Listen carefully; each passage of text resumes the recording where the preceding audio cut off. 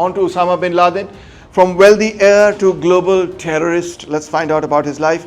Can you spot Osama Bin Laden in his picture? This is him with his family, and you should be able to spot him because yes, there he is, looking like a cute little guy. He was born in Riyadh in 1957. He is the son of Mohammed bin Laden, a wealthy construction magnate with close ties to the Saudi royal family. They originated actually in the south, in Yemen, etc. And he grew up in a large, influential family, educated in Saudi Arabia, as you can see. And it's not the case that his family is necessarily very conservative, as you can clearly see. These are his cousins and relatives, etc. But as he went to school and university, etc., he was influenced by conservative Islamic teachings from a very young age, in particular, actually, by Sayyid Qutb and many others. In the 1980s, he then moved to Afghanistan and joined up with the Mujahideen, who were fighting the Soviet Union. Basically, what he brought to the Mujahideen was the fact that, number one, he was very closely connected to the Saudi royal family, so he could bring that wealth, etc. And the Saudi royal family was, of course, supporting the Mujahideen, etc. So he brought lots and lots of money. But also, his family being part of the construction business, he could also bring that skill set to the Mujahideen, and it's believed that the Tora Bora complex was built by his contractors and so on. So he used both his personal wealth to fund the Mujahideen and give them logistical support, etc. And of course the CIA was funding Osama Bin Laden, and the CIA was funding the Mujahideen, and this whole Afghan Jihad was being funded by the CIA. In fact, you can see very clearly, you can see that newspapers, etc., when they used to give coverage of Osama Bin Laden in the 1980s, they used to call him a freedom fighter. And they called all of these people freedom fighters. So in Afghanistan, he gained military and leadership experience naturally, and became a hero to many Arabs, etc., for his role in resisting the Soviets and strengthening Islamic radicalism. Although he didn't do much direct fighting as such, because he didn't speak the language. He doesn't speak Pashto. He speaks Arabic naturally, so he wasn't playing a very important role that way. None of the Arabs played, frankly, a very important role directly in the fighting. But they were present there as sort of educators and motivators and bringing in the big money and so on and so forth. The Uzbeks and the Tajiks radicals did play an important role. If they came from Uzbekistan or Tajikistan, they did play a key role because, of course, in Afghanistan, Pashto is spoken, but also Dari and Uzbek and Tajik, etc. are spoken. So they did play a role, but the Arabs, not really. Anyway, by 1988, he forms what we refer to as Al-Qaeda. Al-Qaeda is not a very tight organization as such. It's just a very loose network, etc. The Qaeda, you know what Qaeda means. They call it the base, but you know what Qaeda means. And they initially focused on fighting infidel regimes and expelling foreign powers from Muslim lands. That was the Soviet Union. And after the Soviet withdrawal, now by 88, of course, the Soviet Union has withdrawn. They are saying, all right, so we are going to fight the United States of America. And of course, their goal is the establishment of Islam everywhere in the world. And for that, the first stage, of course, is to expel the infidels from their own countries. If you did your reading, you will notice that the two themes there's several themes that Bin Laden talks about in his writing.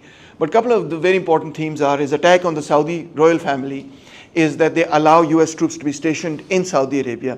And he says, I'm totally against that. And the Saudi monarchy says, oh, this is a temporary measure. And he says, look, 7 years have gone by and they are still very much present and we have to expel them from the Holy Land, etc. That's one theme. The other major theme that he takes up, of course, is Palestine and opposition to Zionism. You can also see that in his writing. And he also ends up taking up some issues about unemployment and inflation and economic problems, etc., that sort of thing. In any case, by the late 1980s and early 1990s, Bin Laden becomes increasingly critical of the United States of America. And then by the 1990s, he decides that, yes, he's going to attack the United States of America, especially the Gulf War plays a very key role here.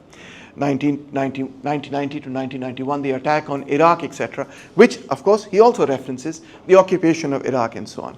And now he issues a fatwa calling for attacks on US targets. And then Al-Qaeda, his network, begin to do serious attacks on the United States of America. In 1998, they attack the US embassies in Kenya, as well as in Tanzania and 2 different countries in Africa. And in 2000, they attacked the USS Cole in Yemen. So these 3 major attacks had already occurred before the World Trade Center, etc. thing. And also, as you know, other sections of the Islamic fundamentalist movement under the leadership of Umar Abdul Rahman, etc., were also doing similar things. he was caught for it, and so on and so forth. So there was an element already building up within the Mujahideen that now that we've defeated the Soviet Union, now it is the time of the United States of America. Many people continue to still bizarrely believe that Osama bin Laden had nothing to do with 9/11. But in fact, if you do the reading, you look at what he is writing, you can very clearly see his intent is that, yes, I want to do this because I believe that the next big jihad is against the United States of America. That's his own writing. And when the attack occurs, he makes a film, etc., records himself and says, you know, we have struck back against the infidel state, and we've done a great thing.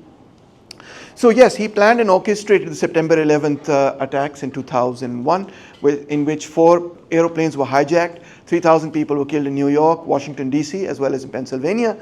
And in retaliation, the US launched its so-called, quote-unquote, war on terror, which is still bloody going on. And it's really bloody, and it's still going on, as you can see. So from 2001 till about 2011, well, you know, he escaped the United States of America because US invaded Afghanistan on the pretext that the Afghan government was harboring bin Laden. Not entirely incorrect at that time, certainly. He escaped and nobody knew where he was. And everybody was wondering, was he in some mountain in Afghanistan, etc.? Well, no, he was in the city of Abbottabad, you know, and in a compound which I have gone and seen. Of course, they completely demolished the compound, so I only saw the plot of land. There's no building there anymore, which is right next to the military, literally like one street removed from the military academy. It's in a very nice area. It's not like somewhere in the wilderness or whatever, etc. The way in which he was identified was that somebody posing as a medical worker to check about children's polio drops, you know, went into the house, etc., and was able to identify that, yes, Osama bin Laden is there, and then he gave the information to the CIA. And then the Americans came with their helicopters, etc., I think one of which kind of had a malfunction and so on, but anyway, the others landed, and then they killed him. And they killed him, and they took him out, they took his body with him, went away, etc.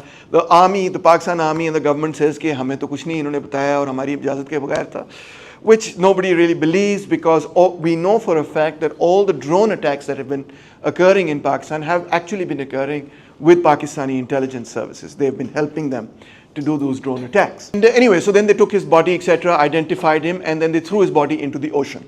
So God knows where his body is. If somebody likes deep diving, you can go and find it. But it's kind of difficult. For that reason, bin Laden, you know, is glorified by many as Salahuddin Ayyubi, as the Salahuddin Ayyubi of today, etc. And others, though, find him to be the inspiration behind organizations like IS. For example, you have the IS Khorasan over here in Afghanistan and so on. And so they are very much inspired by Osama bin Laden. So a polarizing figure, naturally.